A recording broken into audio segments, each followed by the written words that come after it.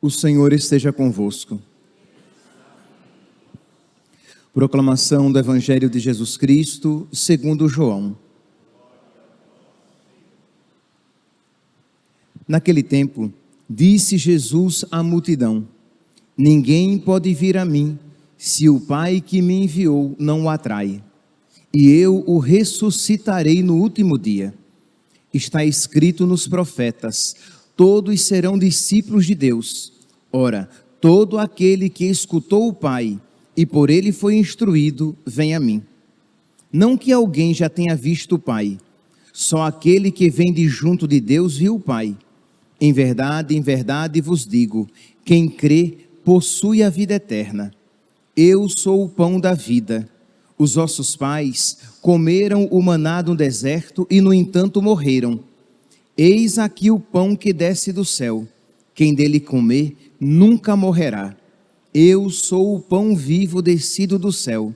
Quem comer deste pão viverá eternamente. E o pão que eu darei é a minha carne dada para a vida do mundo. Palavra da salvação.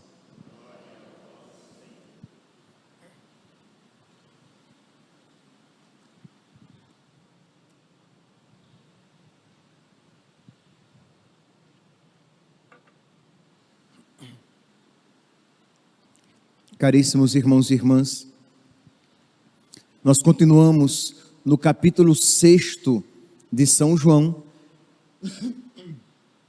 em que ele vem falando que ele é o pão da vida, que ele é aquele que nos alimenta, é aquele que nos dá a vida verdadeira, a sua vida, a vida de Deus, a vida divina, a vida que não passa, a vida imortal, a vida duradoura. E ele vem, desde então, estava nos mostrando que o acesso a essa vida, se dava na aceitação da sua palavra.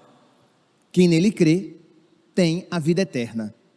Agora ele dá esse segundo passo, ele vai dizer explicitamente que ele é o pão descido do céu, quem dele comer nunca morrerá, que ele é o pão vivo descido do céu, quem comer deste pão viverá eternamente, e o pão que eu darei, percebe que agora ele usa o verbo, aqui na nossa língua, no futuro do presente, o pão que eu darei é a minha carne para a vida do mundo.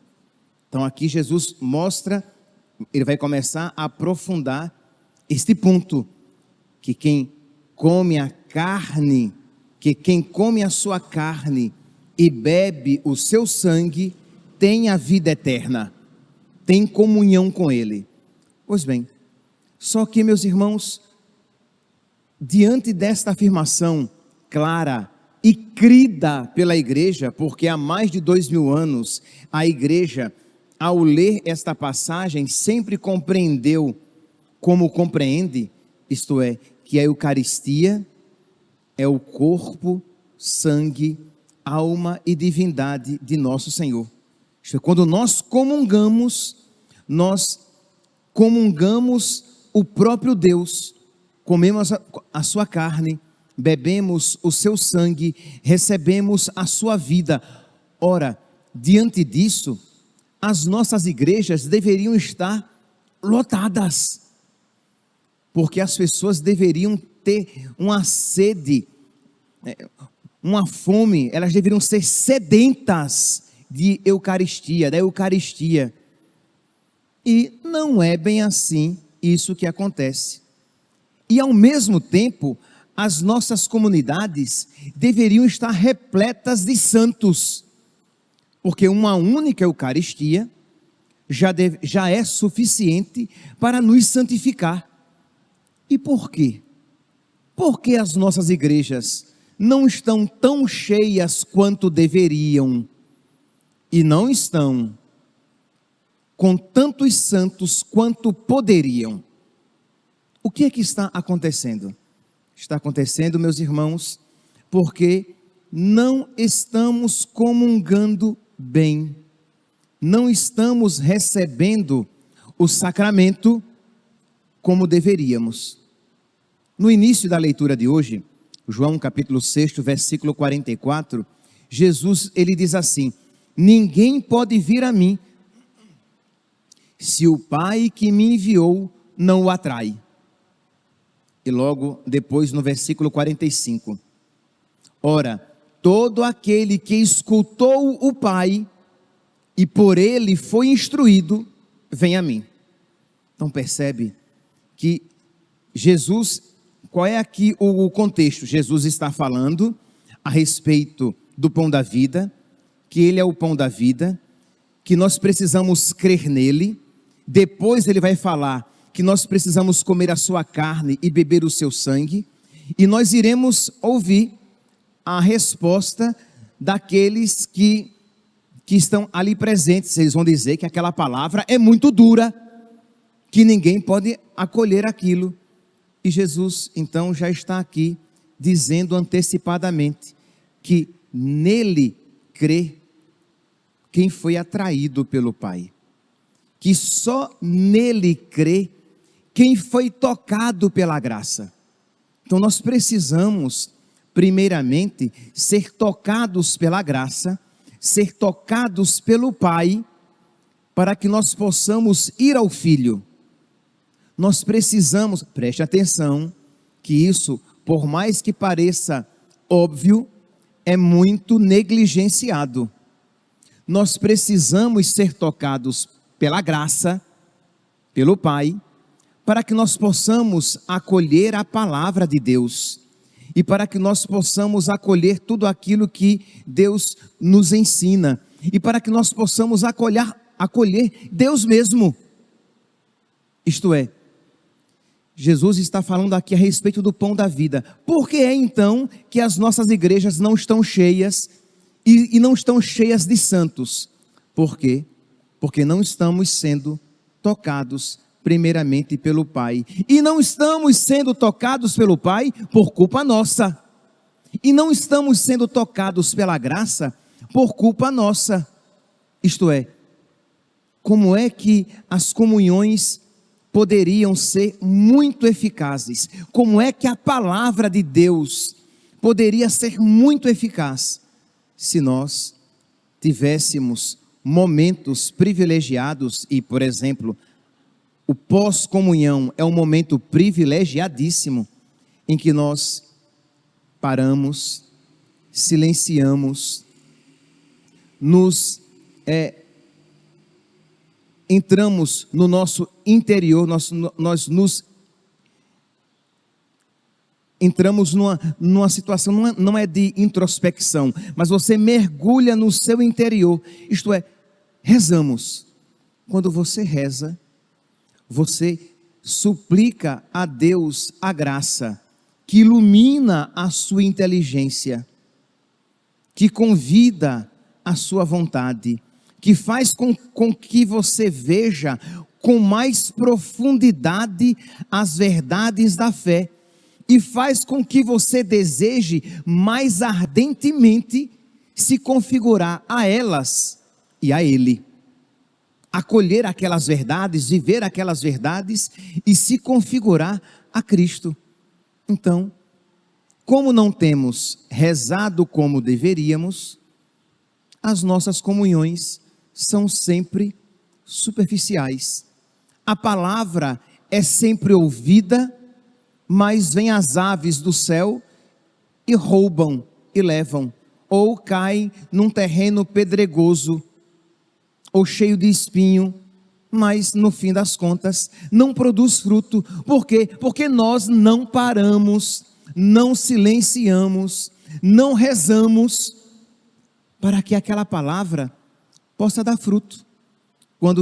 Quando Jesus diz que só vai a Ele quem for atraído pelo Pai, é este rezar, é este silenciar na presença de Deus que vai nos atrair, que vai nos arrastar, que vai nos convidar a Cristo, que vai tornar fecundo aquilo que nós ouvimos e aquele que nós recebemos. Por isso que é tão importante fazermos ação de graças, fazermos a oração pós-comunhão. Isto é, você participou da missa, né? Aqui, entenda, a oração, tudo isso que eu vou falar a respeito do pós-comunhão, se aplica também na nossa oração. Mas eu quero aqui dar um valor privilegiado àquela oração que nós deveríamos fazer após comungar. Isto é, imagine, você ouviu a palavra de Deus, você recebeu o corpo, sangue, alma e divindade de nosso Senhor. Então você volta para o seu banco, o padre diz oremos, dá algum aviso, a gente espera que seja bem rápido, dá a bênção, e você procura, quando possível, permanecer em oração, para que aquela palavra ouvida e o sacramento recebido fecundem o seu coração. A medicina, existe uma área da medicina da nutrição, né? Eu não sou médico, vou pegar apenas a ideia, né, que é apresentada. Então existe uma linha que diz assim, que nós não somos o que comemos, mas nós somos aquilo que absorvemos do que comemos. Então você pode até comer, ter uma alimentação muito saudável, tomar muitos suplementos, mas se o seu organismo não consegue absorver, vai tudo para a fossa. Porque embora a alimentação seja saudável, o seu organismo não absorve. Mutatis mutandis, mudando aquilo que deve ser mudado, isso nós podemos aplicar à comunhão.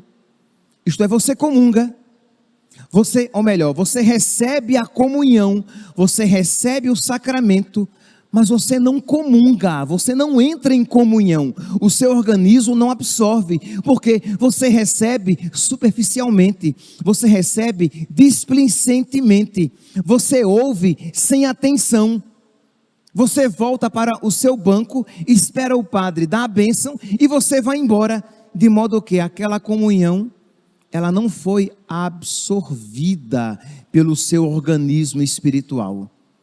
Ela não foi absorvida pela sua alma. Então, nós precisamos aprender a fazer a oração após a comunhão, senão nós não iremos absorver as graças que Deus quer nos conceder em cada comunhão.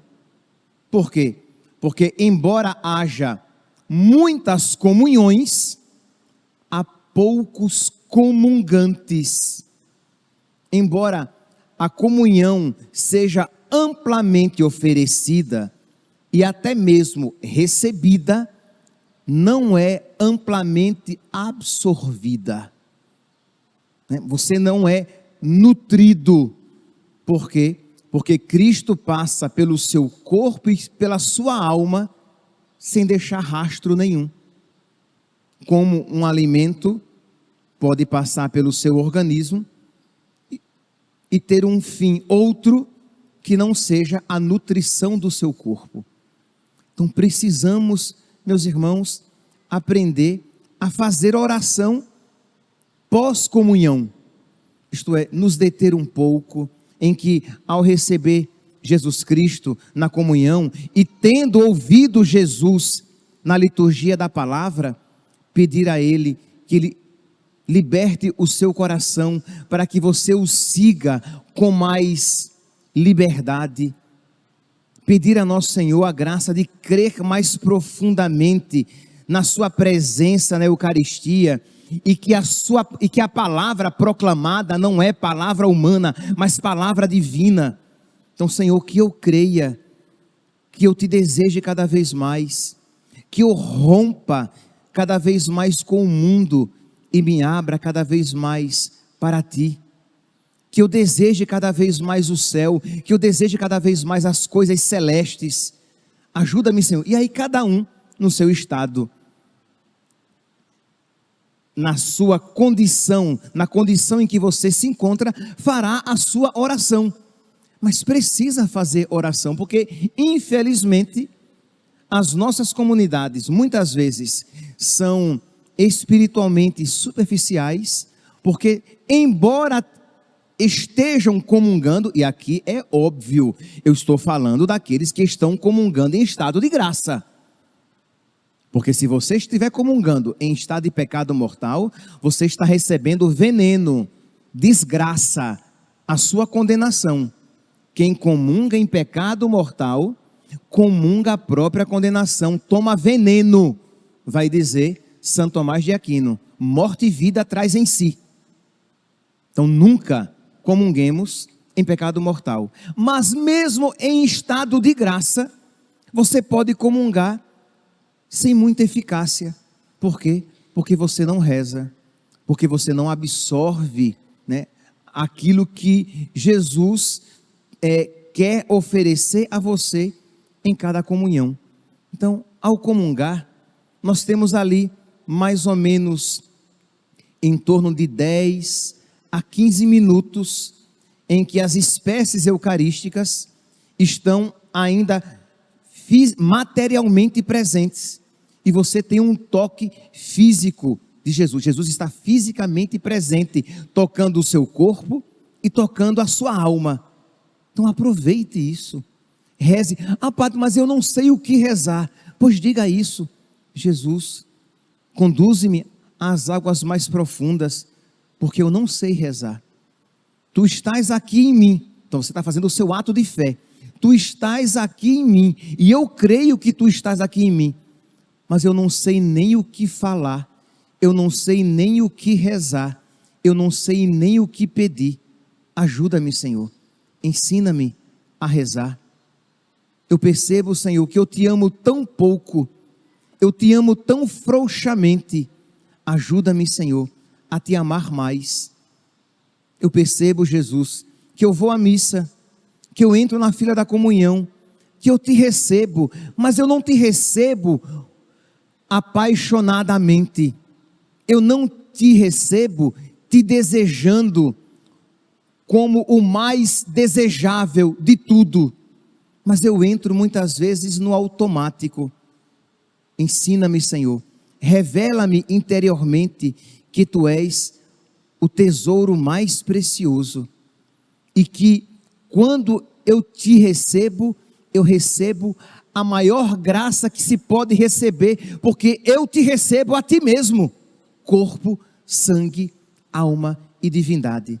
Trabalha, Senhor, trabalha em mim, no meu coração, nas minhas limitações. Liberta-me, Senhor, das minhas fragilidades, da minha mesquinhez, da minha preguiça, da minha tibieza, da minha superficialidade. Ajuda-me, Senhor. Então cada um, segundo o seu estado, a situação em que se encontra, você vai rezando, e não tenha dúvidas de que quanto mais frequente forem esses encontros, e quanto mais perseverante for a sua oração, ele vai trabalhando na sua alma, conduzindo a sua oração, aprofundando a sua intimidade com ele e santificando a sua vida.